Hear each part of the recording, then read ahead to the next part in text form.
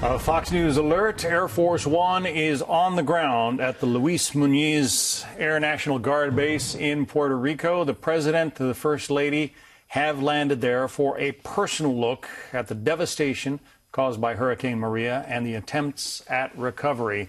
Of course, the president has taken some heat from the political sphere regarding the nation's response to what's going on in Puerto Rico. He has fired back vociferously, saying that, you know, it's an island. It's hard to get supplies there, and it's hard to get the relief to the people who need it. One of the problems is that so many of the local folks who were afflicted by the hurricane simply aren't there to do the jobs, Melissa. And the truck drivers, the bulldozer operators, the heavy equipment operators, they have needs of their own, trying to help their own families and their own households. I certainly know a lot of people who have relatives there and have been trying to help them. And the biggest barrier, of course, is the fact that this is an island. You know, I mean, when something happened in Houston or in Florida, people in neighboring states could drive in and help. Even we saw it down in the Keys when that first caravan poured in and they came across the highway and they were coming all the way from California. With Puerto Rico, you know, they need to fly in, they need to boat in, and, you know, we can have lots of supplies here that we want to send to them for help, but they need a way to get there.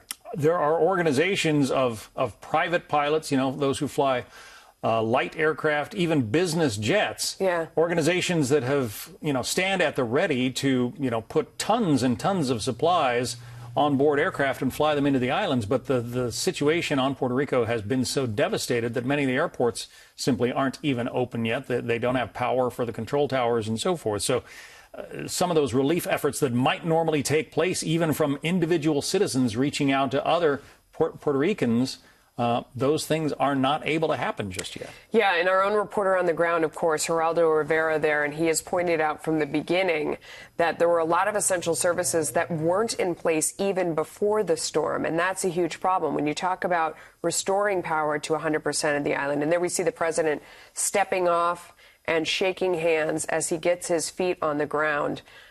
People on the island have been very looking forward to this visit and were, in fact, concerned on top of everything else with this horrific tragedy that happened in Las Vegas, that they would not get the president to visit, feeling like if he sees the challenges firsthand and brings the attention, he does have a way of cutting through the red tape and speeding up relief. So they very much wanted him to come. You notice there's a bit of a checkerboard quality to this shot at times. This is not even a traditional satellite beamed live shot. And again, that's a reflection of the fact that there is not a great deal of power on the island. This is sort of a very basic television lash-up that is beaming these pictures back live from Puerto Rico as President Trump and the First Lady Melania visit with the governor of Puerto Rico and other dignitaries who are there to meet him and show him just how bad things are. And things are bad. He has acknowledged that. It was a ferocious hurricane.